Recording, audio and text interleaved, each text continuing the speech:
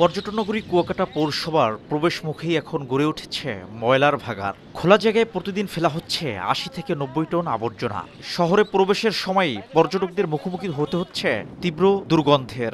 এখানে ময়লা ফেলে আজ ১২ বছর তোমায় পৌরসভার ময়লা, কিন্তু এটা দুর্গন্ধতে আমরা রাস্তা দিয়ে আসা যাওয়া করতে পারি এবং পোলাপান আসতে পারে না। পোলাপানের অসুখ হয়, দুর্গন্ধ হয়, ভাত খাইতে পারে না। এই ময়লাগুলোর একটা যে কোনো বিধি ব্যবস্থা করাটা ভালো। গ্রানে টেহা যায় না, তাছাড়া স্কুলের পোলাপান হ্যাঁ ঠিক মতন আইতে যাইতে পারে না, গ্রানে নাকচাপকে যাওয়া লাগে। সূর্যোদয় ও সূর্যাস্তের বেলাভূমি খ্যাত এই পর্যটন নগরীকে ২০১০ সালে পৌরসভা ঘোষণা করা হয়। ১২.৭৫ বর্গ কিলোমিটার এলাকা নিয়ে খ শ্রেণীর এই পৌরসভার জনসংখ্যা প্রায় ২০,০০০। ৯টি ওয়ার্ড নিয়ে গঠিত পৌরসভায় বর্জ্য ফেলার নির্দিষ্ট স্থান থাকলেও এখনো শুরু হয়নি কোনো কার্যক্রম। এতে ক্ষোভ প্রকাশ করেন স্থানীয়রা। কর্তৃপক্ষ বলছে শিগগিরই আধুনিক মানের বর্জ্য ব্যবস্থাপনা গড়ে তোলা হবে। সিটিসিআরপি প্রজেক্টের আওতায় এশিয়ান ডেভেলপমেন্ট ব্যাংকের অর্থায়নে ৪৫ কোটি টাকার একটি প্রজেক্ট হাতে নিয়েছি।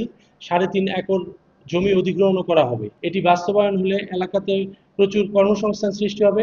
দীর্ঘদিনের এই ভোগান্তি ও পরিবেশ দূষণ থেকে মুক্তি পেতে এখনই দরকার পরিকল্পিত পদক্ষেপ। শিকদার জাবির হোসেন, সময় সংবাদ, পটুয়াখালী।